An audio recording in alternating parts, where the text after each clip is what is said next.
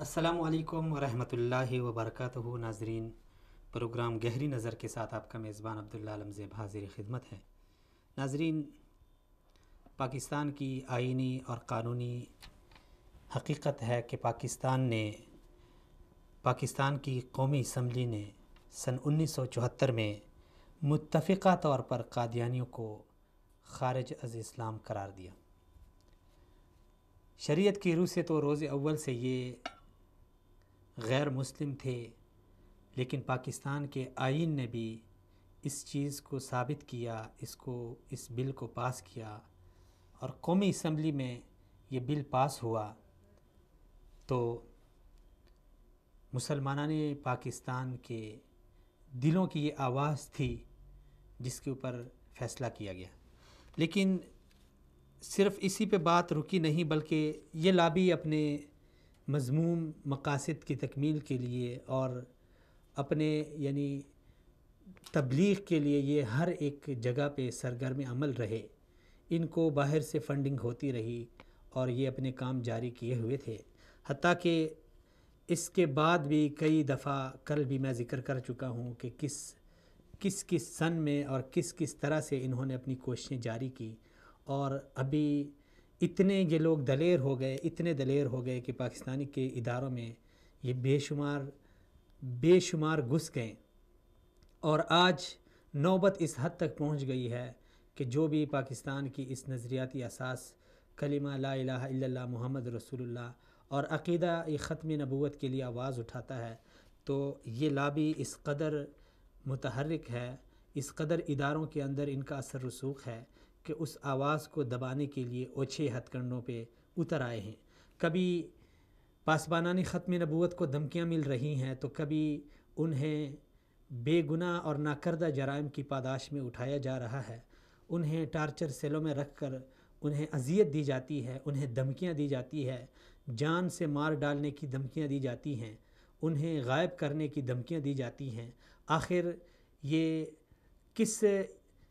کس زمانے میں ہم آ گئے اور کتنے ہم بے حس ہو گئے کہ ہمارے عقیدے کے اوپر ڈاکہ ڈالا جا رہا ہے اور ہم بالکل خاموش تماشائی بنے ہوئے ہیں۔ کیا پاکستان کے اس نظریاتی اساس کے لیے آواز اٹھانا یہ آئینی طور پر جرم ہے، قانونی طور پر جرم ہے؟ اگر نہیں ہے تو پھر کیوں ایسا ہے کہ ایسے لوگوں کو جو پاکستان کی سالمیت، پاکستانی آئین اور قانون کی سالمیت کے لیے آواز اٹھاتے ہیں تو انہیں دبایا جاتا ہے؟ آج اسی حوالے سے ہم بات کریں گے۔ بات کرنے کے لیے ہمارے ساتھ اسٹوڈیو میں تشریف فرما ہیں نوجوان تجزیہ کار، معروف کالم نگار جناب غلام نبی مدنی صاحب۔ بہت شکریہ مدنی صاحب، سلامت رہیں۔ مدنی صاحب، ہماری ایک نظریاتی اساس اور ہمارے پاکستانی قانون اور آئین کا یہ متفقہ فیصلہ، لیکن بڑے افسوس کے ساتھ کہ جو لوگ اس اپنے نظریاتی اساس کے لیے قانون کے اس شق اور قانون کے اس فیصلے پر عمل درآمد کرتے ہوئے آواز اٹھاتے ہیں تو اس کو آواز کو دبا دیا جاتا ہے۔ کتنا بڑا سوالیہ نشان ہے ہمارے اداروں پر، ہمارے اس ریاست پر، ہمارے قومی المیہ ہے ہمارے لیے۔ جی، بسم اللہ الرحمن الرحیم۔ اللہم صلی علی محمد وعلی آل محمد کما صلیت علی ابراہیم وعلی آل ابراہیم انک حمید مجید۔ اعوذ باللہ من الشیطان الرجیم۔ ما کان محمد ابا احد من رجالکم ولکن رسول اللہ وخاتم النبیین وکان اللہ بکل شیء علیما۔ بالکل اس میں کوئی دو رائے نہیں ہے کہ مسلمانوں کے لیے عقیدہ ختم نبوت اور ختم نبوت کی حفاظت کے لیے ہر مسلمان کو اپنا کردار ادا کرنا اور اسی طرح مسلمانوں کا رسول اکرم صلی اللہ علیہ وسلم سے عشق اور رسول اکرم صلی اللہ علیہ وسلم کی ذات کے لیے اپنی جانوں کا، اپنے مال کا، اپنی اولاد کا، ہر چیز کو قربان کرنے کا جذبہ، اور اسی طرح رسول اکرم صلی اللہ علیہ وسلم کے لائے ہوئے دین کی حفاظت کے لیے اپنی ذمہ داریوں کو ادا کرنا اور اس کے لیے درد مندی سے اس کے لیے دل کے اندر ایک احساس رکھنا، یہ روز اول سے اسلام کی آمد سے لے کر آج تک ہر مسلمان کے دلوں کے اندر اس طرح یہ جذبہ اور یہ ایمان اور یہ غیرت اس طرح دھڑکتی ہے جس کی کسی بھی مذہب میں، کسی بھی دنیا کے کہیں پر بھی، اسلام کے علاوہ کہیں پر بھی کوئی مثال پیش نہیں کی جا سکتی۔ رسول اکرم صلی اللہ علیہ وسلم کے دور میں کتنی جنگیں ہوئیں، بڑی بڑی جنگیں ہوئیں، جنگ بدر ہوئی، جنگ احد ہوئی، جنگ خندق ہوئی، جنگ تبوک ہوئی، جنگ حنین ہوئی، اور فتح مکہ کے موقع پر کس قدر، اور اس زمانے میں کس قدر یہ ایک عجیب جو اس زمانے کی جو جنگ تھی وہ ہوئی فتح مکہ میں. آپ صلی اللہ علیہ وسلم کس طرح فتح مکہ میں داخل ہوئے. صلح حدیبیہ کے وقت رسول اکرم صلی اللہ علیہ وسلم نے کس طرح مسلمانوں نے، صحابہ کرام نے کس طرح خود کو مظلوم ایک طرح سے پیش کر کے ان سے صلح کی. یہ ساری کی ساری جنگیں، جنگ بدر میں مسلمان شہید ہوئے، 313 لوگ، 313 کے اس فوج کے ساتھ جنگ بدر میں صحابہ کرام نے شرکت کی، اور جنگ احد میں صحابہ کرام شہید ہوئے. یہ سب کے سب ان تمام جنگوں کے اندر اتنے صحابہ کرام شہید نہیں ہوئے، اتنے مسلمان شہید نہیں ہوئے جتنے مسلمان صرف ایک جنگ یمامہ میں 1200 کے قریب مسلمان صحابہ کرام، تابعین کرام جنگ یمامہ میں شہید ہوئے. اور کس وجہ سے شہید ہوئے، انہوں نے اس جنگ میں کس وجہ سے شرکت کی؟ وہ صرف ایک نظریہ تھا، ایک بنیاد تھی اس کے شہید ہونے کی، جن میں 700 کے قریب جو ہے وہ صحابہ کرام تھے، وہ جو حفاظ تھے، بڑے بڑے صحابہ کرام جو حافظ قرآن تھے، وہ جنگ یمامہ میں صرف ایک نظریے کی بنیاد پر اور ایک ہی جذبے سے شہید ہوئے کہ رسول اکرم صلی اللہ علیہ وسلم خاتم النبیین ہیں، آپ کے بعد کوئی نبی نہیں ہے. جو مسلمہ کذاب ہو، اسود انسی ہو، جو کوئی بھی دعویٰ کرتا ہو ختم نبوت کے خلاف اور اپنے آپ کو خاتم النبیین کہتا ہو اور آپ صلی اللہ علیہ وسلم کی نبوت پر ڈاکہ ڈالتا ہو، وہ غلط ہے. اور اس سلسلے میں صحابہ اکرام کی بے شمار مثالیں ملتی ہیں. ابو مسلم خولانی کا جذبہ دیکھیں کہ ان کو آگ میں ڈالا گیا، یمن کے رہنے والے تھے. ان کو اسود انسی نے کہا کہ تم میری نبوت کو مانو، مجھے کہو کہ میں آخری نبی ہوں، لیکن انہوں نے انکار کیا.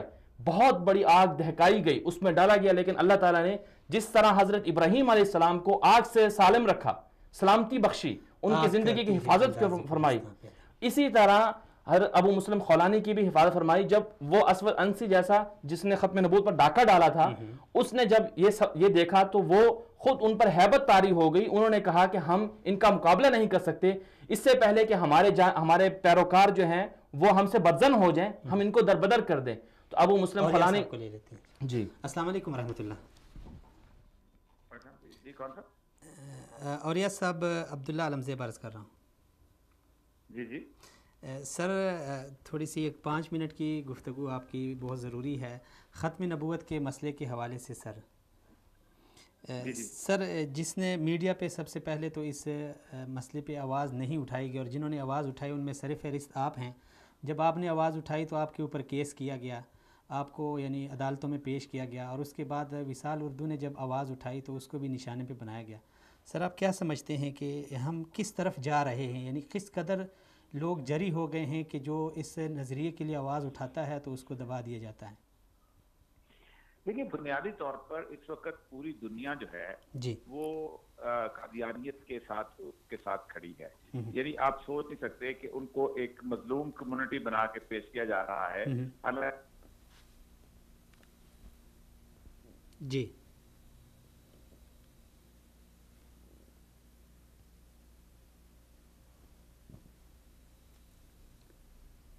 جی اوریہ صاحب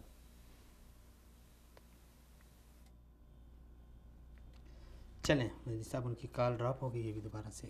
جی میں بات کر رہا تھا ابو مسلم خولانی کی کہ جب ان کو ایک ختم نبوت پر ڈاکہ ڈالنے والے ظالم آدمی نے آگ میں ڈالا تو وہ زندہ رہے، بعد میں ان کو یمن سے دربدر کر دیا تو وہ ہجرت کر کے مدینہ منورہ تشریف لائے. جی اوریہ صاحب السلام علیکم.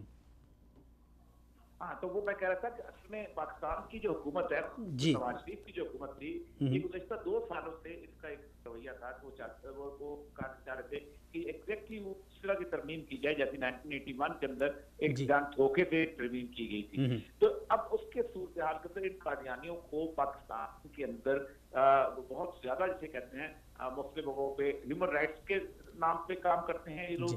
پھر اس کے بعد جو ہے مختلف قسم کی این جی اوز کے تھرو کام کرتے ہیں، اور پھر اس کو جو ویسٹرن لابی جو ہے ان کو قادیانی نہیں بنا کے پیش کرتی ہے، ان کو بنیادی طور پر ہیومن رائٹ ایکٹیوسٹ بنا کے پیش کرتی ہے اور مظلوم کمیونٹی کے طور پہ لیتی ہے. ان کا تمام جو ہمارا جو ایجوکیشن سسٹم ہے اس کے اندر بھی انفیوز ہو چکے ہیں. یہی وجہ ہے کہ ان کے جو بھی ان کے خلاف آواز اٹھاتا ہے اس کو یا تو عدالتوں میں گھسیٹتے ہیں یا پھر ان کو مسنگ پرسنز کے اندر شامل کر لیا جاتا ہے، ان کو شدت کا نشانہ بھی بنایا.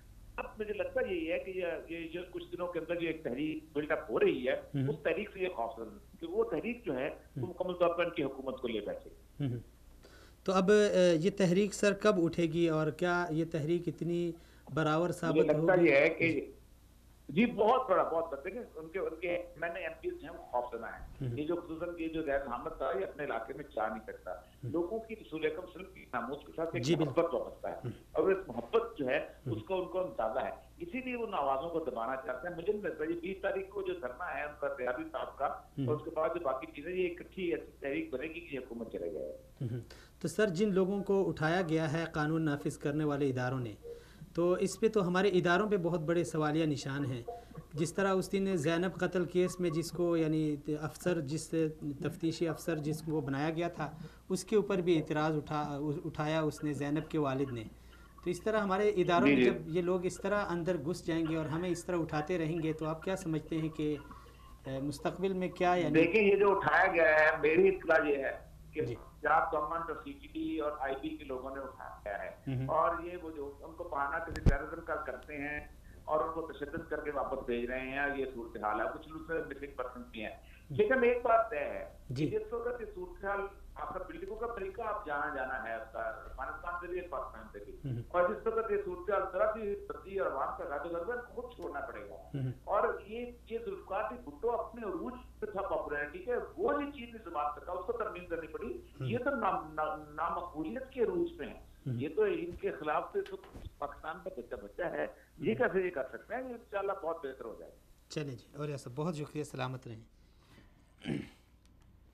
جی غلام نبی صاحب. جی میں بات کر رہا تھا کہ ابو مسلم خولانی صحابہ کرام کے دور میں عقیدہ ختم نبوت کے تحفظ کے لیے صحابہ کرام کے اندر کس قدر جذبہ تھا رسول اکرم صلی اللہ علیہ وسلم کی ختم نبوت کی حفاظت کے لیے. اسود انسی نے جب ان کو ڈالا تو وہ مدینہ منورہ ہجرت کر کے آئے تو وہاں حضرت ابوبکر صدیق رضی اللہ تعالیٰ عنہ خوش ہوئے کہ اللہ تعالیٰ نے مجھے ایک ایسے شخص کو دکھا دیا ہے اس امت میں کہ جس کے ساتھ اللہ تعالیٰ نے حضرت ابراہیم علیہ السلام جیسا شفقت والا اور معجزے والا معاملہ فرمایا. تو صحابہ کرام کے دور میں رسول اکرم صلی اللہ علیہ وسلم کی ذات کی حفاظت, آپ صلی اللہ علیہ وسلم کی ختم نبوت کی حفاظت کے لیے جو قربانیاں دی گئیں اس کی نظیر آج تک کہیں نہیں ملتی ہے. یہی وہ جذبہ تھا جو صحابہ کرام کے دور میں تھا, جو صحابہ کرام سے مسلمانوں نے سیکھا, اور آج 1400 سال بعد وہی جذبہ باقی ہے.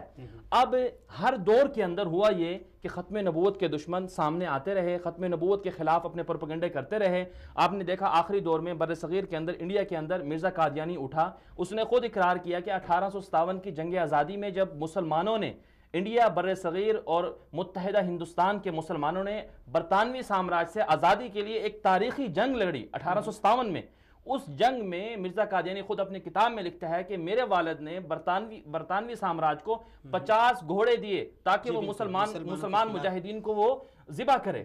تو ان کے تو پھر یہی وہ شخص تھا جو کہتا ہے کہ میں نے تقریباً اس قدر نظریہ جہاد اور نظریہ آزادی کے خلاف, ہندوستان میں جو لوگ آزادی کی جنگ لڑ رہے تھے ان کے خلاف میں نے اس قدر لٹریچر لکھا, اس قدر کتابچے اور کتابیں لکھی کہ اگر ان کو 50 الماریوں میں بھی رکھ کے بھرا جائے تب بھی وہ الماریاں کم پڑ جائیں. تو یہ وہ شخص تھا, یہ اپنی کتاب تریاق القلوب میں یہ بات کہتا ہے. آوازیں روز اول سے صحابہ کرام کے دور سے آج تک اٹھتی رہی ہے. اگر اس کی ڈیٹیل میں بہت ساری تحریکیں بھی اٹھی, ان کی سازشیں بھی بے نقاب ہوتی رہی. اس پہ اگر ہم بات کریں تو بات بہت لمبی ہو جائے گی. ہم ابھی مختصراً آتے ہیں اپنے یعنی اس مدعا کی طرف کہ ابھی جو حالیہ صورتحال ہے پاکستان میں, جس سے اوریہ صاحب نے کہا کہ یہ لوگ جب بھٹو کا دور, جب وہ مقبولیت کے عروج پہ تھے اس وقت یہ کچھ نہیں کر سکے, تو اب بھی کچھ نہیں کر سکتے. لیکن سوال یہ ہے کہ ہمارے اداروں کے اندر اس قدر یہ لوگ جری ہو گئے, ایک اقلیت ہو کر یہ ایک اکثریت کو دبانے. جی میں نے یہ بیک گراؤنڈ اس لیے بیان کیا کہ یہ لوگ کون ہیں. اب اس کے بعد میں ذرا اپنی بات کو مکمل کر کے پھر اس اپنے مدعا پر اور اس موضوع پر بھی آتا ہوں کہ اس کے بعد ہوا یہ کہ پاکستان کے اندر جب پاکستان بنا تو یہ لوگ آئے اور سرکاری اداروں میں گھسے اور بڑے بڑے عہدوں پر وزیر خارجہ رہا, دنیا ہر بندہ جانتا ہے, اور پاکستان کی دیگر اداروں میں بھی گئے, بڑے بڑے عہدوں پر رہے. خیر 1974 میں پاکستان نے ان کو آئین کے تحت متفقہ طور پر پوری اسمبلی نے ان کو قادیانیوں کو غیر مسلم ڈکلیئر کر دیا. اب اسی طرح پھر اب یہ غیر مسلم ڈکلیئر کرنے کا مطلب یہ نہیں ہے کہ ہر بندہ اٹھ کے قادیانیوں کو مارنا شروع کر دے، نہیں، کسی نے نہیں کہا، کسی نے نہیں کہا، بلکہ قادیانیوں کو ایک اقلیت قرار دے کر ان کے جو حقوق ہیں ایز اے پاکستانی وہ ان کو دیے گئے. پھر جب وہ اپنی سازشوں سے باز نہیں آئے تو صدارتی آرڈیننس جو ہے وہ پاس ہوا 84 میں. اس 84 کے آرڈیننس میں بھی یہ کہا گیا کہ یہ مسلمانوں کو چونکہ دھوکہ دیتے ہیں اپنے دھوکے سے باز رہیں، اگر کریں گے تو ان پر یہ شکیں لاگو ہوں گی. اب اس سارے تناظر میں قادیانیوں کے اوپر کوئی ظلم نہیں ہوا، پاکستانیوں نے کوئی ظلم نہیں کیا اور کسی کو جان بوجھ کر قادیانیوں کو نہیں مارا، بلکہ قادیانیوں کی طرف سے مسلمانوں پر، پاکستانیوں پر ظلم ہوا. ربوہ اسٹیشن کے اندر طلباء کو زندہ جلایا گیا اور زندہ ان پر حملہ کیا گیا. 1953 کی تحریک میں براہ راست ان پر گولیاں چلائی گئیں. تو یہ سارا ایک وہ پس منظر ہے، ایک سارا ایک وہ منظرنامہ ہے کہ جس میں قادیانیوں کا چہرہ جو ہے پاکستانیوں کے سامنے آیا. اب ہوا یہ کہ قادیانیوں کو اب شکوہ یہ ہے، ان کو جو مروڑ ہے ان کے دلوں میں وہ یہ ہے کہ ہمیں 74 کے آئین میں کیوں کافر یا غیر مسلم ڈکلیئر کیا گیا، کیوں ہمارے خلاف جو ہے صدارتی آرڈیننس 84 میں پاس ہوا. اب اس کے لیے وہ اپنے مختلف ہیلے بہانے کرتے رہے اور اس قدر وہ پاورفل ہو گئے کہ وہ ان دو قوانین جنہوں نے قادیانیت کو تاریخی شکست دی ہے، ہزیمت کا جس کی وجہ سے قادیانیوں کو پچھلے 44 سالوں سے ہزیمت کا سامنا ہے، ان قوانین کے ذریعے اب قادیانی چاہتے ہیں کہ کس طرح ہم ان قوانین کو توڑ دیں اور پاکستان میں براہ راست ہم عملاً سیاست میں شریک ہو جائیں، پاکستان کے اداروں میں چلے جائیں، وہاں بیٹھ کر ہم اپنی ایک منمانی سے اپنے نظریے کو پروموٹ کر سکیں. اس کے لیے وہ کوششیں کرتے رہے. اب ہوا یہ کہ یہی کوششیں مختلف ادوار میں ہوتی رہیں. پچھلے 2 مہینے پہلے اکتوبر 2017 میں جب پوری قوم کے سامنے ایک معاملہ آیا کہ ختم نبوت حلف نامے میں ترمیم ہوئی اور اس سازش کو پہلے تو اقرار نہیں کیا گیا، مانا نہیں گیا، پھر کہا جی غلطی ہوئی ہے، پھر بعد میں کمیٹی بنی، رپورٹیں ہوئی، فیض آباد دھرنا ہوا، بہت کچھ نقصان ہوا، تاریخی ایک مظاہرہ ہوا، قوم متحرک ہو گئی، قوم نے کہا کہ واقعی ختم نبوت پر کوئی کمپرومائز نہیں ہو سکتا. اب اس دوران اب ختم نبوت کے لیے کام کرنے والے، ختم نبوت تو ہر مسلمان کے ایمان کا حصہ ہے، ہر بندے کے ایمان کا جز ہے. اب وہ اس کے لیے مر بھی جائے گا، کٹ بھی جائے گا، تو اس کی حفاظت اس نے کرنی ہے. اب اس کے لیے ہوا یہ کہ جو منصف مزاج لوگ تھے، جو عقیدت جن کے اندر زیادہ جذبہ تھا، انہوں نے اپنے طور پر آوازیں اٹھائیں.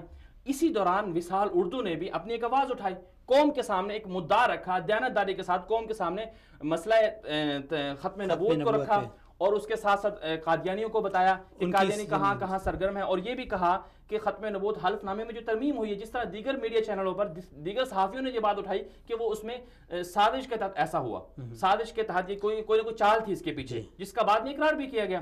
اب اس میں وصال اردو نے جو مسلم لیگ نون کے سینیٹر راجہ ظفر الحق صاحب ہیں، ان کو سب سے پہلے میڈیا میں کسی نے ان کو نہیں بلایا، سب سے پہلے وصال اردو کی ایک آویش تھی کہ وصال اردو نے انہیں انوائٹ کیا، ان سے پوچھا کہ آپ کو جب وہ پورا معاملہ ہوا تو اس میں میاں صاحب نے ان کو 3 رکنی کمیٹی کا سربراہ بنایا تھا، تو ایز اے سربراہ ہم نے ان کو انوائٹ کیا، وصال اردو والوں نے، ان سے پوچھا کہ کیا واقعی اس ختم نبوت میں جان بوجھ کر ہوا ہے یا غلطی ہو گئی ہے. انہوں نے واضح اقرار کیا کہ بالکل اس میں سہون ایسا نہیں ہوا، عمدن ہوا ہے، بلکہ جان بوجھ کر ایسا ہوا. یہ معاملہ آگے چلا. پھر اس کے بعد پنجاب اسمبلی کے اندر ایک قرارداد پیش ہوئی. اس قرارداد میں مسلم لیگ نون کے ایک ایم پی مولانا غیاث الدین نے یہ قرارداد پیش کی کہ نارووال کے اندر کچھ سکولز ہیں، پیف کے تحت وہ NGOs کے ذریعے قادیانیوں کو دیے گئے ہیں. وصال اردو نے اس معاملے کو منظر عام پر لے کر آئے، وصال اردو نے بھی اس کی طرف اشارہ کیا کہ وصال اردو اس بات کو منظر عام پر لایا. اور اسی طرح وصال اردو نے ایک اور مسئلہ یہ اٹھایا کہ آزاد کشمیر کے اندر قادیانیوں کو ابھی تک دائرہ اسلام سے خارج قرار نہیں دیا گیا، جس کی وجہ سے قادیانی وہاں کے مسلمانوں کو گمراہ کر رہے ہیں. آئینی طور پر وہ اپنی جو عبادت خانے ان کو مسجدوں کا نام دے رہے ہیں کیونکہ ان کے لیے کوئی قانون نہیں ہے. اور عجیب بات یہ تھی کہ سب سے پہلے آزاد کشمیر کے اسمبلی کے اندر قادیانیوں کو غیر مسلم ڈکلیئر کرنے کے لیے قرارداد پاس ہوئی پاکستان کے اسمبلی سے پہلے.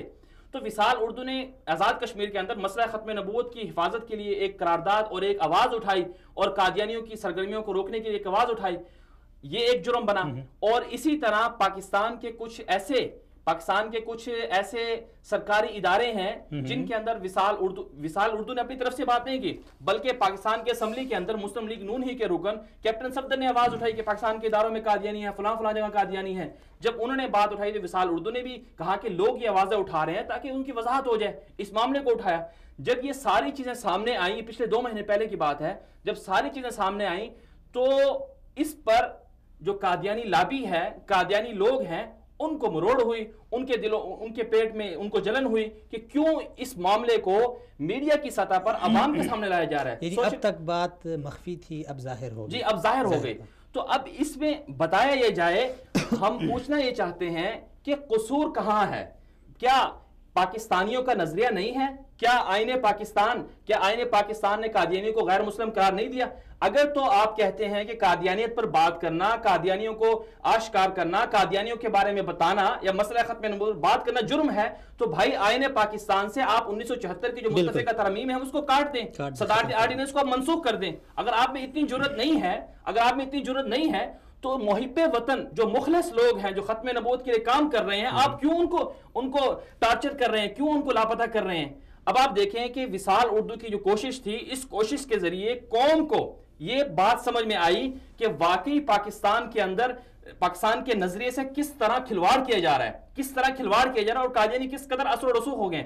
ہم قادیانی پر بات کرنے کا مطلب یہ نہیں سمجھتے کہ قادیانیوں کو اٹھا کر گولی مار دی جائے، قادیانیوں کو مار دیا جائے. کس نے کہا؟ بلکہ قادیانیت پر کوئی بندہ حملہ کرے گا، کوئی بندہ قادیانی کو ناحق مارے گا، ہم سب سے پہلے اس کے خلاف اٹھیں گے. مسلمانوں کا یہ نظریہ نہیں ہے کہ قادیانیوں کو مار دے. جی بالکل، وہ یعنی ایک اقلیت ہے جس طرح ہمارے ملک میں دیگر اقلیات رہتی ہیں. ہم چاہتے ہیں کہ قادیانیوں کو جو ان کے حقوق ہیں وہ ان کو حقوق ملے، لیکن قادیانی اپنے حقوق سے تجاوز کر کے مسلمانوں کے ایمان سے کھلواڑ نہ کریں، مسلمانوں کے اوپر آگے حکمرانی نہ کریں. حکمرانی کا مطلب یہ ہے کہ مسلمانوں کے جو فیصلے ہیں، جائز فیصلے، وہ اپنی مرضی سے منمانی سے کریں. ویسے اگر نہیں جرم بن گیا، جرم تو بن گیا، لیکن آپ کیا سمجھتے ہیں کہ ہمارا جو نظریہ تھا، پھر آئین نے ان کو متفقہ طور پر غیر مسلم ڈکلیئر کر دیا، یعنی اگر آج انہوں نے وصال اردو کو نشانہ بنایا اور اسی طرح ہماری قوم خاموش رہے گی تو کل یہ مزید بھی کچھ آگے بھی بڑھ سکتے ہیں. جی بالکل، دیکھیں یہ ایک حقیقت ہے. یعنی تعلیمی اداروں میں گھس گئے ہیں، ہمارے قانون نافذ کرنے والے اداروں میں گھس گئے ہیں، ٹھیک ہے، وہ چلے ادھر، انہوں نے مخفی طور پہ اپنا کام جاری رکھا، لیکن اب وہ یعنی اٹیک کرنے لگے. یعنی اس پوزیشن میں بندہ تب آتا ہے جب وہ پیچھے سے پاورفل ہو. یہ ایک حقیقت ہے. دیکھیں ہم، جیسے میں نے ابھی کہا کہ ہم قادیانیوں کے بطور قادیانی ہونے پر ان کے خلاف نہیں ہیں، ٹھیک ہے، ہم یہ نہیں کہتے کہ قادیانیوں کو تم مار دو، یہ بات واضح ہے. اور ہم اس بات کی بھی خلاف نہیں ہیں کہ جی قادیانی پاکستان کی گورنمنٹ میں جاب نہیں کر سکتے، سرکاری اداروں میں جا کے اپنی وہ نوکری نہیں کر سکتے. ہم اس بات کے خلاف نہیں ہیں، ٹھیک ہے، کر سکتے ہیں. لیکن ہم یہ کہتے ہیں کہ بھائی ایک قادیانی کو آپ اسلامیت پڑھانے کے لیے بھرتی کر رہے ہیں، یہ کس وجہ سے آپ کر رہے ہیں؟ وہ قادیانی مسلمانوں کے بچوں کو اسلامیت کیوں پڑھائے؟ ہم اس بات کے خلاف ہیں. اور وہ قادیانی جو جج بنے اور اسلامی فیصلے کرے، اسلامی قانون کے مطابق وہ چیزوں کو چھیڑے، ہم اس بات کے خلاف ہیں. ہم یہ چاہتے ہیں کہ جو قادیانی ہیں اپنے آپ کو ایکسپوز کریں، اپنے آپ کو واضح کریں کہ ہم قادیانی ہیں، یہ بات ہے. اور ہم کہتے ہیں کہ ان کے جب ان سے نوکری میں بھرتی کیا جائے، جہاں پر ان کو اداروں میں لگایا جائے، حلفنامے میں واضح کرتے ہیں کہ بھائی ہمارا مسلک یہ ہے، ہم اس مذہب سے ہم قادیانی ہیں، آپ کو وہ حقوق ملیں گے. آپ کو ہم سب لوگ کہیں گے بالکل ٹھیک ہے یہ بات. تو قادیانی کو قادیانی بتانے کا جرم کیا ہے؟ جرم تو نہیں ہے، کیونکہ سارا آئین اور آپ کے ہر بندہ یہ بات جانتا ہے. اور آپ خود اپنے آپ کو قادیانی کہتے ہو، احمدی کہتے ہو. احمدی اور قادیانی دونوں آپ کے لاحقے ہیں، آپ کے جز ہیں وہ. اچھا، اب دوسری بات یہ ہے کہ جو آپ نے سوال اٹھایا کہ ان کے پیچھے کوئی نہ کوئی طاقت ہے جس کی وجہ سے جو ختم نبوت کے لیے آواز اٹھاتا ہے اس کو یہ یعنی اس کو ٹارچر کیا جاتا ہے. اب آپ دیکھیں کہ جو لوگ ختم نبوت کے عقیدے کے لیے کام کر رہے ہیں، جو تنظیموں سے وابستہ ہیں، جو ختم نبوت کے لیے کام کر رہے ہیں، دہشت گرد تو تنظیم تو ہے نہیں، وہ تو صرف اور صرف رسول اکرم صلی اللہ علیہ وسلم کی حرمت کے لیے کام کر رہے ہیں، آپ کی عزت اور ناموس کے لیے کام کر رہے ہیں وہ لوگ. اب ہوتا کیا ہے کہ وہ جو کارکنان ہوتے ہیں ختم نبوت والے، ان کو تنگ کیا جاتا ہے. اور یہ تنگ کرنے والے لوگ کون ہوتے ہیں؟ ان کے پیچھے بہت بڑا ایک ہاتھ ہوتا ہے، ایک لابی ہوتی ہے. اور وہ لابی اس قدر پاورفل ہے کہ ان کے پاس پیسہ بھی ہے، ان کے پاس عہدہ بھی ہے، ان کے پاس منصب بھی ہے، اور ان کے بڑے بڑے سیاستدانوں اور بڑے بڑے لوگوں سے تعلقات بھی ہیں، بڑے بڑے اداروں سے تعلقات بھی ہیں. وہ ان سے رابطہ کر کے جو مخلص لوگ ہوتے ہیں ان کے خلاف کارروائیاں کرتے ہیں. اور یہی بات اگر آپ پاکستان کے اندر نو مسلم قادیانیوں کو اٹھا کر دیکھ لیں، اگر آپ پاکستان کے اندر جو قادیانی سے تائب ہونے والے لوگ ہیں ان کی فہرست نکال کر دیکھ لیں اور ان سے پوچھے جا کے آپ کو کن کن مسائل کا سامنا ہے. ایسے لوگ ہیں جو قادیانیت سے تائب ہو کر مسلمان ہوئے، ان کو قتل کر دیا گیا، ان کے بچوں کو یتیم کر دیا گیا، عورتوں کو بیوہ کر دیا گیا، اور اب تک ان پر ظلم و ستم جاری ہے. لیکن آج تک کسی نے ان کے حقوق کے لیے بات نہیں کی کہ جو نو مسلم قادیانی ہوتے ہیں ان کو تحفظ فراہم کیا جائے.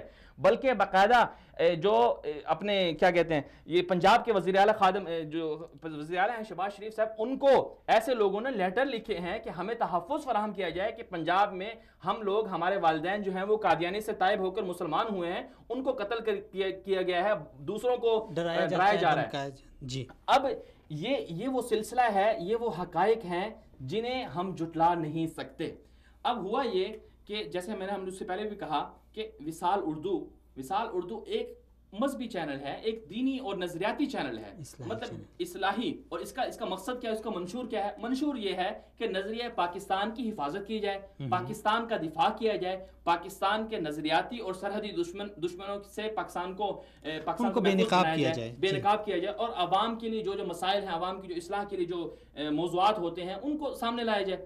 تو اب سوال یہ ہے کہ اگر کوئی بندہ وصال اردو کے پروگرام میں آ کر، ہم ایکسپرٹوں کو بلاتے ہیں، ہمارے پاس سیاستدان بھی آتے ہیں، جرنیل بھی آتے ہیں، سارے لوگ ہمارے ساتھ آتے ہیں، اب اگر ہم ان کو بلا کر ختم نبوت پر بات کرواتے ہیں، اگر ہم ان کو بلا کر قادیانیت کی جو مذموم یا خفیہ سرگرمیاں ہیں، ہم ان کے حوالے سے ان سے سوالات کرتے ہیں اور پوچھتے ہیں کہ لوگ کیسے ختم نبوت کے کام ادا کر سکتے ہیں، یہ تو ایک طرح سے غلام نبی صاحب ایک طرح سے اظہار یعنی رائے کی اس کے اوپر بھی پابندی ہے کہ آپ بات بھی نہیں کر سکتے، یعنی کس ایک جمہوری ملک میں ہیں، ہم آزاد ملک میں ہیں، ایک نظریاتی اور اسلامی ملک میں ہیں، ہم قانون کی بات کریں، اپنے رائے کا اظہار کریں، تب بھی ہم مجرم ٹھہرائیں۔ دیکھیں یہ تو اب دیکھیں افسوسناک بات بہت یہ ہی ہے افسوسناک کہ آج پاکستان جو ایک اسلامی نظریے کے بنیاد پر بنا تھا، اس کے اندر سیکولرزم کا پرچار کرنا تو جرم نہیں ہے، لبرلزم کا پرچار کرنا تو جرم نہیں ہے۔ اگر آپ میوزیکلی جو اسلام کے خلاف، جو اسلام کی نظریاتی حدود کے خلاف کوئی چیزیں ہیں ان کو پروموٹ کرتے ہیں، وہ خلاف نہیں ہے۔ ہم جنس پرستی کو لوگ پروموٹ کر رہے ہیں ان کے خلاف نہیں ہیں، اور کتنی چیزیں اسلام کے خلاف ہو رہی ہیں ان کو بیان کیا جائے تو کسی چینل پر اب دیکھیں جو ہمارے چینلوں پر جو ڈرامے فلمیں دکھائی جاتی ہیں، ملک کو توڑنے کی باتیں کی جاتی ہیں، وہ مجرم نہیں، ہاں ملک کو توڑنے والے جو ملک کے خزانے لوٹے جاتے ہیں وہ مجرم نہیں ہوتے، یعنی ملک کو بیچنے والے ہوتے ہیں، ملک کی بیٹیاں بیچنے والے ہوتے ہیں، ملک میں قتل عام اپنی سیاست کے لیے قتل عام کرتے ہیں، وہ مجرم نہیں ہے۔ لیکن مجرم وہ بندہ ہے جو پاکستان کی حفاظت کی بات کرے، پاکستان کے نظریے کی حفاظت کی بات کرے، وہ مجرم ہو جاتا ہے۔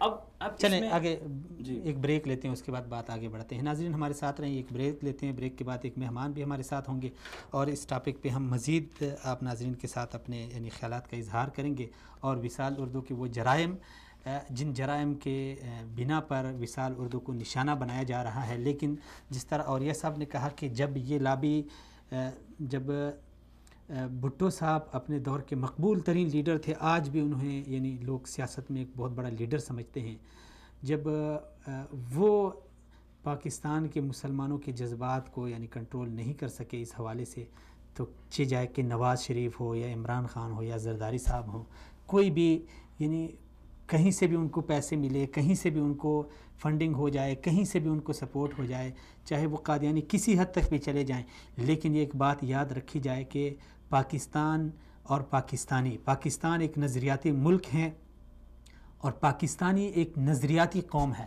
اور پاکستانی، میں پہلے بھی عرض کر چکا ہوں کہ سب کچھ کے اوپر کمپرومائز ہو سکتا ہے، ہم سیاستدانوں کی کرپشن بھی معاف کریں گے، ان کی غداری بھی معاف کریں گے، لیکن عقیدہ ختم نبوت پر کوئی کمپرومائز نہیں ہے۔ اس کے لیے پاکستانی اپنا تن من دن سب کچھ قربان کرنے کے لیے تیار ہیں۔ ہمارے ساتھ رہیں، بریک کے بعد دوبارہ سے آپ ناظرین کے ساتھ ملتے ہیں، ایک چھوٹی سی بریک۔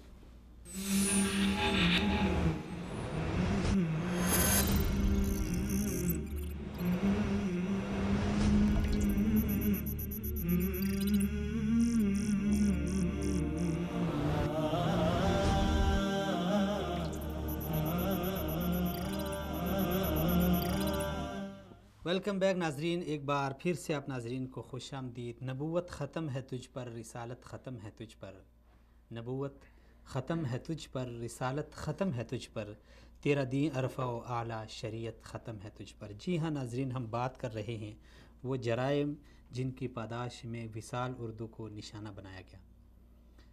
وہ جرائم بڑے عجیب اور بڑے یعنی عجیب و غریب ہیں کہ ملک پاکستان کے اداروں کی کارکردگی ہم دیکھیں، عدالتوں کی دیکھیں تو ہم مایوس ہو جاتے ہیں، سیاستدانوں سے تو ہم ویسے بھی مایوس ہیں۔ ایک ادارہ ہے ہمارا پاک آرمی کا، اس سے امیدیں وابستہ ہیں، ایک عدلیہ کا ہمارے جو عدالتیں ہیں ان سے امیدیں وابستہ تھی، لیکن ہم دیکھ رہے ہیں کہ ملک میں گنگا بالکل ہی الٹی بہہ رہی ہے۔ ملک کی خزانے لوٹنے والے قوم کے لیڈر بنے ہوئے ہیں، ملک کے بیٹیاں بیچنے والے قوم کے لیڈر بنے ہوئے ہیں، اور ملک سے پیسے منی لانڈرنگ کرنے والے جب انہیں عدالت میں پیش کیا جاتا ہے تو جیسے انہوں نے ملک کے لیے بہت بڑا کارنامہ سر انجام دیا ہو، اس قدر پولیس ان کے آگے پیچھے، اور بڑی عجیب صورتحال ہے۔ ملک کی سیاست میں غدار گھسے ہوئے ہیں تو ان کو بڑا پروٹوکول مل رہا ہے، سرعام سیاستدان غریبوں کو کچلتے ہیں سڑکوں پر تو بڑے باعزت طریقے سے بری ہو کے اپنے گھر میں آتے ہیں، پھولوں کے ہار انہیں پہنائے جاتے ہیں۔ ملک کے اربوں ڈالر، اربوں کا سرمایہ لوٹنے والے جیلوں سے، عدالتوں سے باعزت طور پہ بری ہو جاتے ہیں، ان کے سروں پہ سونے کے تاج رکھے جاتے ہیں۔ لیکن صورتحال یہ ہے کہ اس ملک کی نظریات کے لیے، ملک کی اساس کے لیے جو بھی بات کرتا ہے، ملک کی سالمیت کے لیے جو بھی بات کرتا ہے، ملک کے لیے جو خطرہ ہے اس سے قوم کو جو آگاہ کرتا ہے، مملکت کے دشمنوں کو جو بے نقاب کرتا ہے، اور ملک کی نظریاتی اور جغرافیائی سرحدوں پر ڈاکہ ڈالنے والوں کو جب بے نقاب کیا جاتا ہے تو وہی لوگ مجرم ٹھہرائے جاتے ہیں۔ میڈیا پہ کیا کچھ نہیں ہو رہا ناظرین، آپ دیکھ رہے ہیں ازلی دشمن انڈیا، اس کی فلمیں دڑا دڑ دکھائی جا رہی ہیں، بے حیائی فحاشی کو عام کیا جا رہا ہے، لیکن وہاں پہ کچھ بھی نہیں ہے، نہ پیمرا حرکت میں آتا ہے نہ کوئی اور ادارہ، لیکن جب ختم نبوت کی بات کی جاتی ہے تو سارے حرکت میں آ جاتے ہیں۔ سیف اللہ خالد صاحب ہمارے ساتھ ہیں، ملک کے نامور تجزیہ نگار، ان سے بات کرتے ہیں۔ السلام علیکم ورحمۃ اللہ۔ وعلیکم السلام۔ سر بہت شکریہ، سلامت رہیں، آپ نے ٹائم دیا۔ سر عقیدہ ختم نبوت کے لیے آواز اٹھانا جرم بن گیا مملکت میں، سر کیا سمجھتے ہیں؟ ایک تجزیہ نگار ہونے کے ناطے، ایک صحافی اور ایک ادیب ہونے کے ناطے، اور ایک مسلمان ہونے کے ناطے، اور ایک پاکستانی ہونے کے ناطے آپ اس کو کس نظر سے دیکھتے ہیں؟ دیکھیں یہ اس حوالے سے شکایات وقتاً فوقتاً سامنے آتی رہتی ہیں جی، حالانکہ ختم نبوت کا جو ایشو ہے جی سر، یہ پاکستان کے آئین میں طے شدہ ایشو ہے۔ دنیا کے صرف 2 ممالک ہیں جن کے ہاں قانونی اور آئینی طور پر معاملات طے شدہ ہے، اور پاکستان اور سعودی عرب کہ ختم نبوت کے حوالے سے بات کرنا، ختم نبوت کے خلاف بات کرنا، وہ ہمارا آئین کہتا ہے کہ کفر ہے جی، اور اس کے لیے ہماری مسلمانوں نے برصغیر پاک و ہند کے مسلمانوں نے 150 سال جدوجہد کی ہے، اور اس کی 150 سال کی جدوجہد میں انہوں نے جانیں قربان کی ہے، خون اپنا پیش کیا ہے، جی، کسی کی جان و مال کو نقصان نہیں پہنچایا۔ یہ ہمارا پورا امتیاز ہے الحمدللہ ختم نبوت کے والوں کا، کسی کے لیے خطرہ نہیں بنے، دلیل کی بنیاد پہ بات ہوئی ہے۔ لیکن دوسری طرف سے 53 کی تحریک ہو، 71 یا 74 کی تحریک ہو، یا اس کے بعد وقتاً فوقتاً وائلنس ہوتا رہا ہے، لیکن ہمارے ریاستی اداروں میں اور فیصلہ ساز جو ادارے ہیں، لوگ ہیں، ان میں موجود جو ختم نبوت کے منکر ہیں، ان کا اثر و رسوخ اتنا زیادہ ہے کہ وہ ختم نبوت کی بات کرنے والوں کو جب بھی انہیں موقع ملتا ہے وہ ان کو نقصان پہنچانے کی کوشش کرتے ہیں۔ اور خصوصاً ہمارے میاں شہباز شریف صاحب کی حکومت جب سے پنجاب میں ہے تو یہ عمل کچھ زیادہ بڑھ گیا ہے۔ ابھی چند 2 سال پہلے کی بات ہے کہ باقاعدہ دفتروں پہ چھاپے پڑے اور آئین پاکستان کی جو متعلقہ شک کی فوٹو وہ جو کیلنڈر تھے ان پہ بھی پرچے ہوئے۔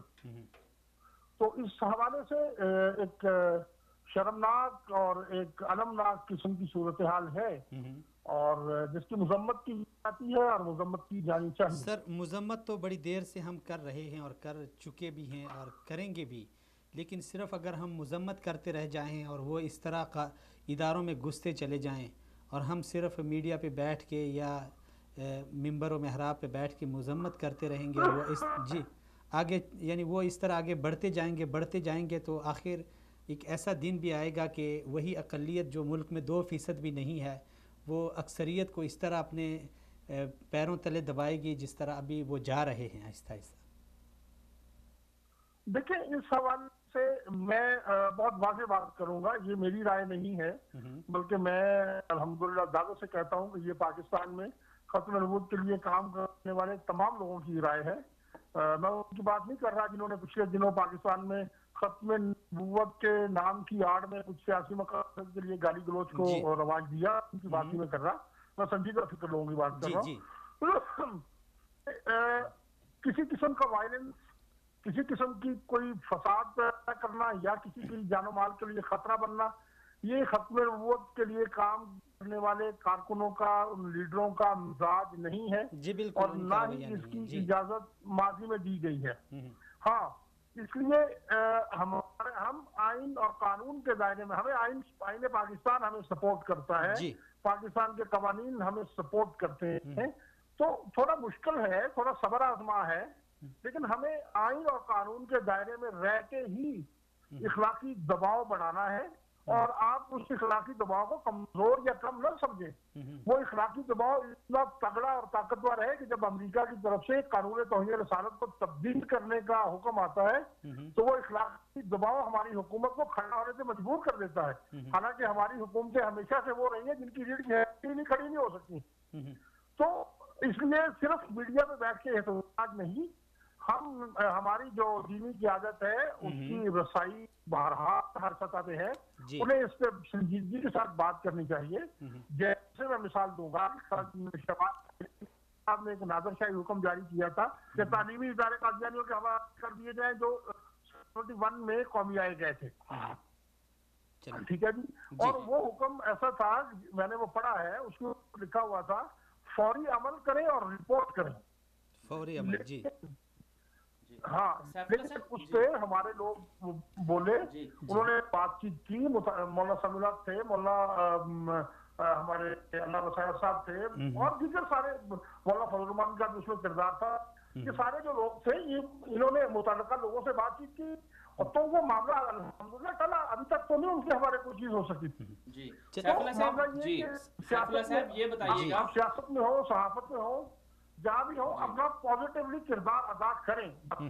جی سیف اللہ صاحب یہ بتائیے گا کہ آپ جانتے ہیں وصال اردو کو اچھی طرح سے، وصال اردو پر ختم نبوت کے حوالے سے جو 2 مہینے پہلے جو ایک تحریک چلی تھی پاکستان کے اندر، ختم نبوت حلف نامے میں جو ترمیم ہوئی تھی، اس حوالے سے وصال اردو نے اپنا کردار ادا کیا، آپ بھی مختلف پروگراموں میں شرکت کرتے رہے، آپ بھی وصال اردو کو دیکھتے رہتے ہیں، تو اب معاملہ یہ یہاں تک پہنچ چکا ہے کہ وصال اردو پر کافی وصال اردو کو نشانہ بنایا جا رہا ہے، اور اس سے جو اس کے ساتھ جو ان کے پروگراموں کو، ان کی ڈاکومنٹریوں کو جو لوگ اپنے فیس بک اکاؤنٹس پر یا ٹویٹر وغیرہ پر یا آگے واٹس ایپ کے ذریعے لوگوں کو شیئر کرتے تھے، جو سوشل میڈیا پر وصال اردو کے کام کو سراہتے تھے، ان کو بھی لاپتہ کیا جا رہا ہے، ان کو اس نشانہ بنایا جا رہا ہے کہ آپ نے کیوں وصال اردو کی چیزوں کو آگے شیئر کیا، کیوں آپ اس کے ساتھ وہ تعلق رکھتے ہیں، کیوں محبت رکھتے ہیں، حالانکہ وصال اردو کوئی ایسی بات نہیں کر رہا جو پاکستان کے خلاف ہو، بلکہ وصال اردو تو ایک نظریے کی بات کر رہا ہے، ختم نبوت تو سارے مسلمانوں کے ایمان کا حصہ ہے، آئین کا حصہ ہے، تو اس کی بات کر رہا ہے، تو اس حوالے سے آپ کیا کہیں گے؟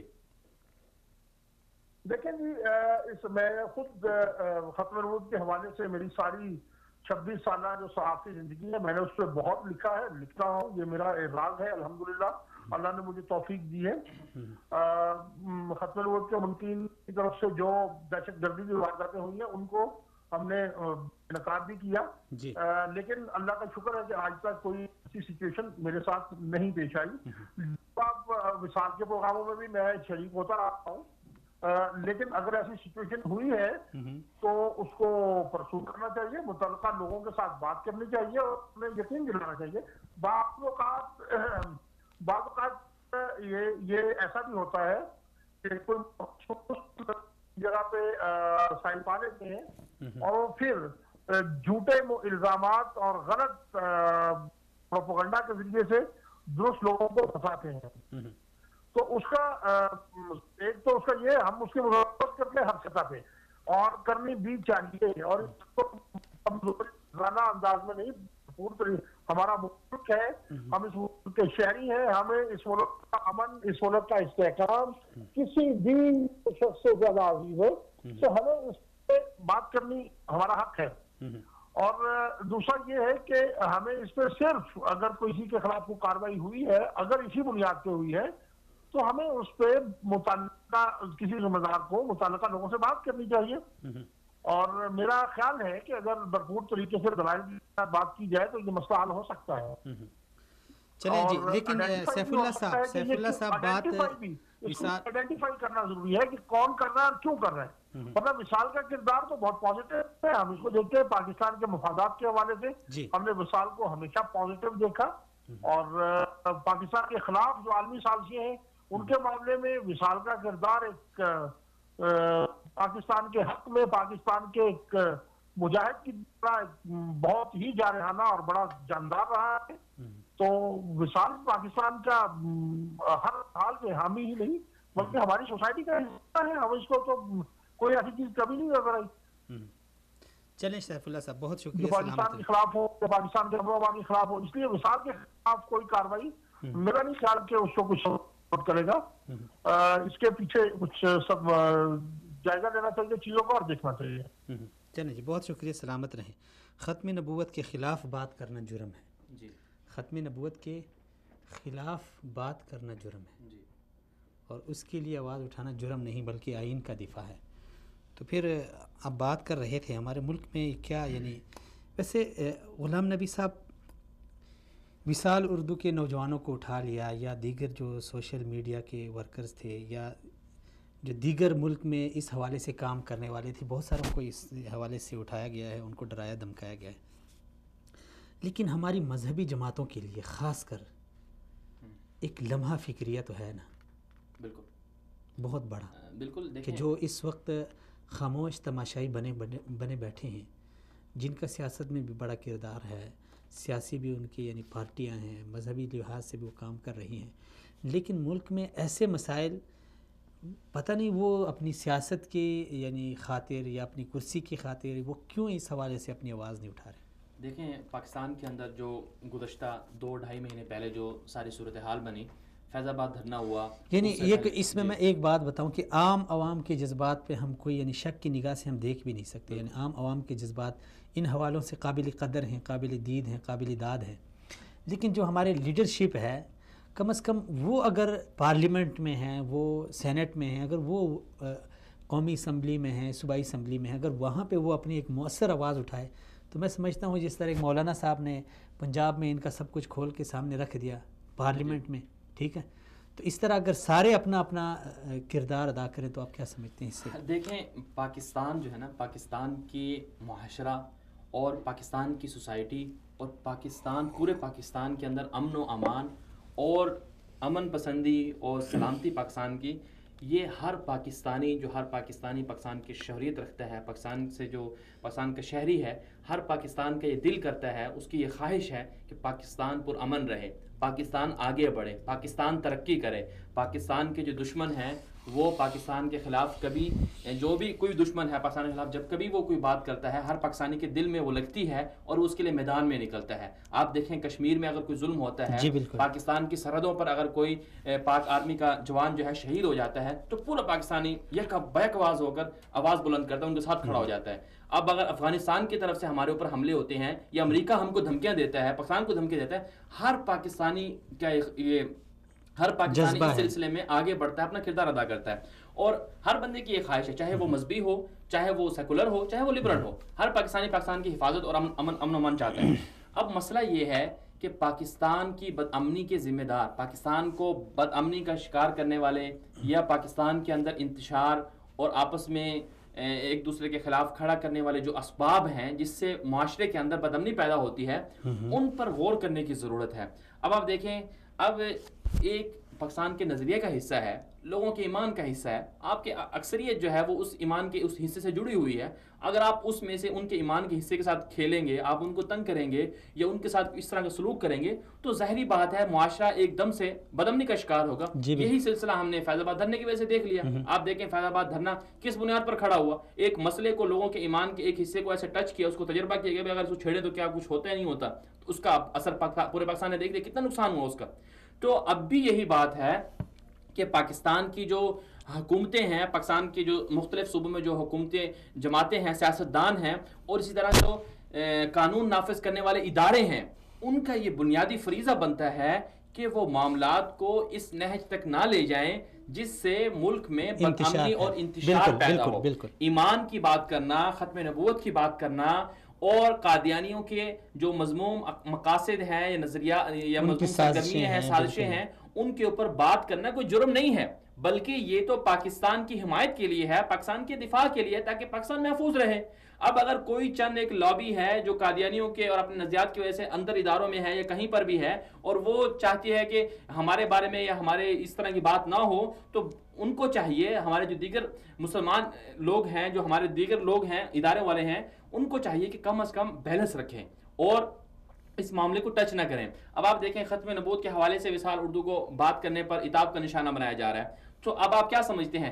وقتی طور پر تو آواز دب جائے گی، لیکن کیا پورے پاکستان کو یہ خاموش کروایا جا سکتا ہے؟ نہیں دبے گی. پاکستان کو کیا یہ بات اس نظریے سے پیچھے ہٹایا جا سکتا ہے؟ ہرگز نہیں ہٹایا سکتا. وصال کا کردار سارا قوم کے سامنے ہے، پوری قوم دیکھتی ہے. اگر آج آپ پوری قوم سے پوچھیں باہر، اب ہمارے چینلوں کو دیکھ لیں، ہمارے فیس بک اکاؤنٹس کے ذریعے اور ہمارے پاس جو لوگوں کے فیڈ بیک آتے ہیں ان کے ذریعے اگر دیکھ لیا جائے تو لوگ کیا سمجھتے ہیں کہ ہم وصال کے کردار کو سراہتے ہیں، وصال کے ذریعے جو ہے کتنے اچھے کام ہوئے ہیں اور کتنی ختم نبوت کے حوالے سے وصال نے کتنا کردار ادا کیا ہے، ہم ان کے ساتھ ہیں. اگر یہی چیز اگر مظاہروں کے سلسلے میں نکل آئے، اگر یہ سلسلہ بند نہ ہوا تو ملک کے املاک کو نقصان ہو. کل کو اگر یہی لوگ اپنے حقوق کے لیے باہر نکلیں تو کتنا نقصان ہوگا. اس لیے بہتر یہ ہے کہ اداروں کو چاہیے جہاں پر اگر کوئی آپ کو غلط فہمیاں ہیں، آپ ان غلط فہمیوں کو دور کریں، آپ ان آپس میں بیٹھیں، بات چیت کریں اور ان سے بات سامنے رکھیں. اگر آپ کو کوئی کسی نے غلط رپورٹ دی ہے، کسی نے غلط آپ کو کسی بات سے غلط فہمی ہوئی ہے، ان کو ڈیل کر لیں. اگر کہیں پر غلطی ہوئی ہے ان غلطیوں کے حوالے سے بات کر لیں اور دیکھ لیں کہ بھائی یہ بات نہیں ہونی چاہیے، یہ بات ہونی چاہیے، بات ختم ہو جائے گی. طریقہ کار ہے. بہت شکریہ، بہت شکریہ غلام نبی مدنی صاحب، آپ نے شرکت کی، اپنے اظہار خیال کیا. ناظرین، آپ ناظرین کا بھی بے حد شکریہ. کیا کہا جائے، سمجھ نہیں آ رہی اس ملک کی اور اپنے اس قانون کی. ایک اندھیر نگری ہے جہاں پہ جو قانون کی بات کرے وہ مجرم، اور جو لا قانونیت اور جو قانون کی دھجیاں اڑائے وہ ملک کا ہیرو ہوتا ہے، وہ ملک کا لیڈر ہوتا ہے، اس کی بڑی عزت ہوتی ہے. اور معاشرہ بھی ہمارا اس قدر بے حس ہو گیا ہے کہ وہی لوگ جو ہماری بیٹیوں کو نچا رہے ہیں ٹی وی چینلوں پہ، صبح مارننگ شو میں دیکھیں، رات کو دیکھیں، دن کو دیکھیں، ڈراموں میں جو اخلاق باختہ کردار سامنے آ رہے ہیں، لوگ ان کو فالو کر رہے ہیں، یعنی بڑے دھڑلے کے ساتھ ان کو سپورٹ بھی کر رہے ہیں. اور جب ان کے اوپر آنچ آتی ہے تو ایک مافیا ہے جو موم بتیاں لے کے جگہ جگہ پہ بیٹھ جاتا ہے. سمجھ نہیں آ رہی ہماری یعنی قوم کی بے حسی ہے یا یعنی ناظرین، ایک ریاست جو ایک نظریے کی بنیاد پہ حاصل کی جائے، جب اس ریاست میں اس نظریے کا فقدان آپ کو نظر آ جائے تو آپ یوں سمجھے کہ وہ ریاست گئی، وہ ریاست اپنا وجود کھو دیتی ہے. آج پاکستان کی ریاست کا نظریہ، اس کی اساس ہی یہی ہے کہ لا الہ الا اللہ محمد رسول اللہ. جب یہ اساس ہماری ہل رہی ہے، ہماری بنیادیں ہلائی جا رہی ہیں اور ہم خاموش تماشائی بنے بیٹھے ہیں، ہم دیکھتے رہیں اور ہم تالیاں بجائیں اور ہم صرف تماشا دیکھیں کہ دیکھتے ہیں کیا ہوتا ہے، تو کل ہو سکتا ہے کہ آج رسول خدا صلی اللہ علیہ وسلم کی نبوت پہ ڈاکہ ڈالا جا رہا ہے تو اللہ تعالیٰ کی خدائی پہ کل ڈاکہ ڈالا جا سکتا ہے. پھر ہم کیا کریں گے؟ کیا منہ دکھائیں گے ہم نبی صلی اللہ علیہ وسلم کو اور اللہ کو؟ یعنی کس منہ کے ساتھ ہم جائیں گے؟ ایک آزاد ریاست اللہ تعالیٰ نے ہمیں دی ہے، ہم ایک اکثریت میں ہیں، ہمیں آزادی ہے، نماز پڑھنے کی آزادی ہے، ہمیں اپنی عبادت کی آزادی ہے، آواز اٹھانے کی آزادی ہے. تو پھر کیوں ہماری زبانیں گنگ ہیں؟ کیوں ہم آواز نہیں اٹھاتے؟ یعنی ان تمام چیزوں کا دیکھیں، اللہ تعالیٰ کے جو نعمت ہوتی ہے اس کا شکریہ اور اس کی شکر گزاری یہی ہے کہ اس نعمت کو اسی طرح استعمال کیا جائے جس طرح کا اس کا حق ہے. پاکستان یہ کوئی ایک زمین کا ٹکڑا نہیں ہے، یہ کوئی زمین ایک خطہ نہیں ہے جو ہمیں ملا ہے، اور نہ ہی ہمیں بھیک میں ملا ہے، نہ ہم نے مانگا ہے. اس کے لیے ہم نے قربانیاں دی ہے اور یہ اللہ تعالیٰ کی نعمت ہے. اور یہ آزادی کی نعمت ناظرین، اگر ہم اس کی قدر نہ کریں اور جس عہد پہ ہم نے اس ریاست کو حاصل کیا تھا، اللہ اور رسول کے ساتھ جو ہم نے عہد کیا تھا، اگر وہ عہد و پیمان ہم بھول جائیں تو یقین جانیے ناظرین، اور انتظار کریں، آپ بھی اور ہم بھی انتظار کرتے ہیں کہ ہمارا وجود مٹ جائے گا. ایسی قوم تاریخ ان کو کبھی بھی معاف نہیں کرتی جو اپنے یعنی ماضی کو بھول جاتی ہیں اور جو غیروں کی اعلی کار بن کر اپنا ضمیر 2 ٹکوں کے بدلے بیچ کر وہ اس قدر گر جائے، اس حد تک گر جائے کہ وہاں پہ ان کے عقیدوں کے اوپر ڈاکہ. یار ہمارے مال غیر محفوظ رہا، ہم دیکھتے رہے. ہمارے بچے غیر محفوظ ہو گئے، ہم دیکھتے رہے. ہمارے مدرسے، ہماری مسجدوں پہ بمباری ہوتی رہی، ہم دیکھتے رہے. ہماری عزتیں لٹتی رہی، ہم دیکھتے رہے. ہماری بہنیں، ہماری بیٹیاں بیچ دی گئی، ہم دیکھتے رہے. ہمیں مارا گیا، یعنی اس قدر ہمارا خون بہایا گیا، یعنی ایک نام نہاد دہشت گردی ہم پہ مسلط کی گئی، ہم دیکھتے رہے.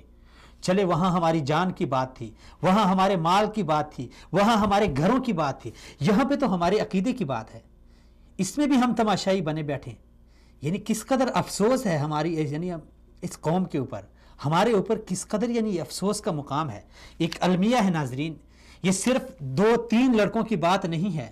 یہ ریحان، عارف صافی اور عمران کی بات نہیں ہے کہ بس ان کو اٹھا لیا گیا، ٹھیک ہے آ جائیں گے، ہر کوئی جب بھی آتا ہے جی آ جائیں گے، بات کی جائے. نہیں، آ تو جائیں گے، انہیں کچھ بھی کوئی نہیں کہہ سکتا. ان کے ساتھ اللہ مددگار ہے ان کا. لیکن یہ سوالیہ نشان ہے ہمارے اوپر، اس قوم کے اوپر، اس ملک کے اوپر. 20 کروڑ کے ہم عوام ہیں، ہم اس ملک کی اکثریت ہے. ہمارا آئین یہ کہتا ہے، ہمارا قانون یہ کہتا ہے، اور 1-2%، 1.5% لوگ بھی نہیں ہیں وہ اٹھ کے ہمیں اٹھا رہے ہیں، ہمیں اغوا کر رہے ہیں، ہمیں مار رہے ہیں، ہمیں ڈرا رہے ہیں، ہمارے بچوں کو اغوا کر رہے ہیں، اور ہم منہ اٹھا کے دیکھ رہے ہیں. یہ تماشا آخر کب تک چلے گا؟ ہم اٹھیں گے نہیں تو یقین جانیے تاریخ ہمیں کبھی بھی معاف نہیں کرے گی. اس لیے پوری پاکستانی قوم سے گزارش ہے، وصال اردو نے کبھی بھی یہ نہیں کہا کہ آپ کسی ریاست کے خلاف ہو جائیں، کسی ریاست کے یعنی قانون کو اپنے ہاتھ میں لے لیں، ریاست کے ساتھ، اداروں کے ساتھ ٹکراؤ کی نوبت آئے. ہم یہ نہیں کہتے. ہم نے کبھی بھی یہ نہیں کہا کہ کسی غیر مسلم کو پاکستان میں گولی مار دی جائے، کوئی ثابت کر کے دکھائے پھر ہم مجرم ہیں. ہم نے یہ نہیں کہا پاکستان میں کتنی اقلیتیں رہتی ہیں، عیسائی رہتے ہیں، ہندو رہتے ہیں، سکھ رہتے ہیں، بہت ساری اقلیتیں رہ رہی ہیں، کسی نے یہ نہیں کہا. لیکن اقلیت بن کے رہے، بس یہی ہمارا مطالبہ ہے. وہ اسلام کا لبادہ اوڑھ کے لوگوں کو دھوکے میں نہ ڈالے. وہ ہمارے اسکولوں میں گھس کے بچوں کو اسلامیات پڑھائیں گے تو کیا پڑھائیں گے؟ ہم نے کبھی یہ نہیں کہا کہ قادیانیوں کو گولی مار دی جائے تو پھر ہم مجرم کیوں ہیں؟ ہم نے کہا وہ غیر مسلم ہیں، بالکل ہم کہتے ہیں، ہمارا آئین کہتا ہے، ہماری شریعت کہتی ہے، ہمارا دستور کہتا ہے، ہمارا معاشرہ کہتا ہے. اس میں جرم کی کیا بات ہے؟ اگر اسی پہ ہم مجرم ہیں تو پھر تو یہ ریاست، ایک قانون کو ختم کیا جائے، آئین کو پھاڑ دیا جائے، آئین کی شقیں ختم کی جائے، اس سے یہ سب کچھ نکال دیا جائے. اگر جو کوئی آئین کی بات کرتا ہے اور اسے مجرم ٹھہرایا جاتا ہے تو ختم کیا جائے. ہمارے ہاتھ بھی باندھ دیے جاتے ہیں اور پھر ہمیں آواز اٹھانے کی بھی اجازت نہیں ہے. یہ کیسی جمہوریت ہے اور یہ سمجھ نہیں آ رہی. اس لیے قوم سے گزارش ہے کہ ایسے موقع پہ خاموش رہنا بالکل ہمارے مفاد میں نہیں ہے. اور نہ ہی ہم یہ کہتے ہیں کہ قومی املاک کو نقصان پہنچایا جائے، نہ ہی ہم یہ کہتے ہیں کہ اداروں کے ساتھ ٹکر لی جائے. بس ہمارا یہ مطالبہ ہے کہ ہم جمہوری ملک میں ہیں، ہماری زبانوں کو تالے نہ لگائے جائیں. ہم آواز اٹھائیں گے ہر فورم پہ جہاں پہ ہم اٹھا سکتے ہیں، چاہے میڈیا ہو، سوشل میڈیا ہو، الیکٹرانک میڈیا ہو، پرنٹ میڈیا ہو، ہم آواز اٹھائیں گے. ہم جمہوری ملک میں ہیں، ہم آئین کی بات کرتے ہیں، ہم قانون کی بات کرتے ہیں. اس میں ہم کہاں سے مجرم آئیں؟ اجازت دیجیے ناظرین، اگلے پروگرام میں پھر سے آپ ناظرین کے ساتھ ملاقات ہوگی. تب تک کے لیے اللہ حافظ.